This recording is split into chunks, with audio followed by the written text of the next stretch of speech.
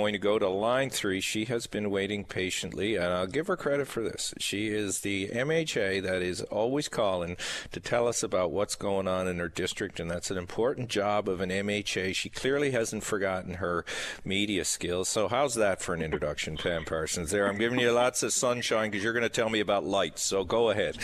Well, hi, Tim, and Merry Christmas to you and your mom, Debbie, and all your family. So it's great to hear your voice on our airwaves. We just wish you were back home in person. Hey. Some people do. That's all right. Others don't. But tell us about the boat lighting ceremony. Well, it's that time of year again, and unfortunately, as you know, we've been maneuvering through this unprecedented global pandemic. So due to this, we won't be able to gather in person on the Marginal Wharf in beautiful Portagrave, but organizer Joyce Morgan, and I have to give this woman her credit because she puts so much into this every year. We're celebrating the 22nd annual Portagrave boat lighting this year. So she's organizing with her team, of course, as volunteers. I know Wayne Morgan also has a hand in this.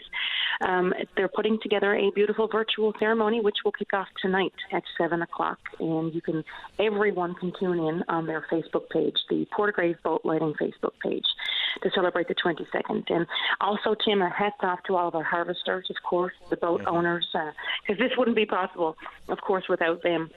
And I tell you, Pam, I was a bit skeptical on all this virtual stuff when the pandemic started, but I have to say, you know what, I became a convert. I think it makes a big difference, no matter your skill levels in terms of linking up, but if you can link up, see something like you're talking about in Portagrave tonight or do other things, it does make a difference in mood and spirit. So I'm with you, and thank you to the people who make it happen. Absolutely. I mean, we can't gather in person, but the things are still continuing virtually. I must say it's very busy.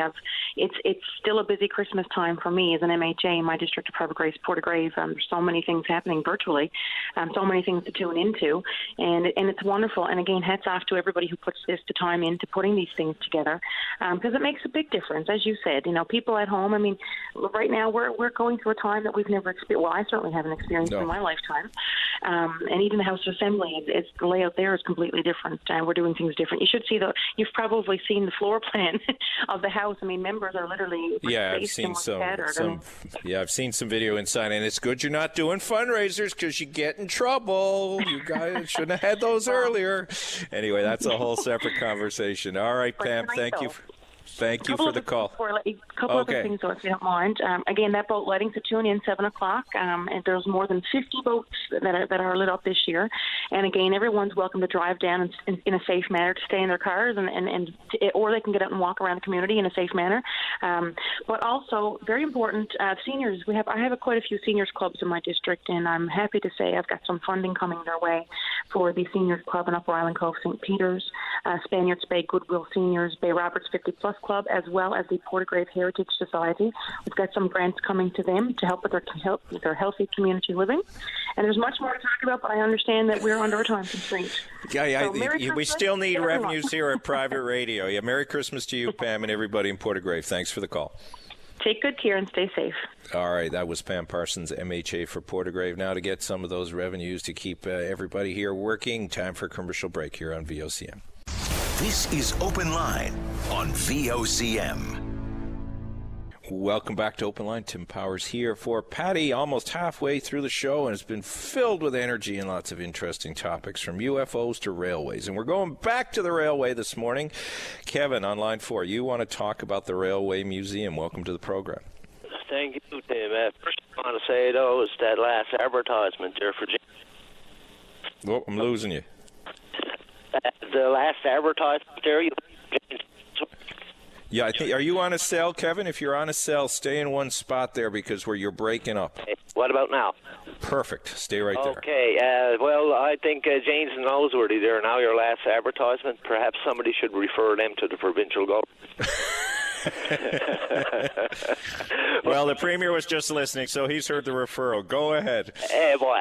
Getting down to the Railway Museum down there. I mean, isn't that a historic site, man? I mean, that was the old Newfoundland, Newfoundland, Yep. then it was the Newfoundland Railway, and then CN came in. I mean, That was hard-earned dollars and blood and tears put into that, and it is definitely a heritage site. And why and what are the city doing with it? You know, they actually own that? You know, clearly they own it. Yeah. Clearly they own. Did they ever get a hold of that owner?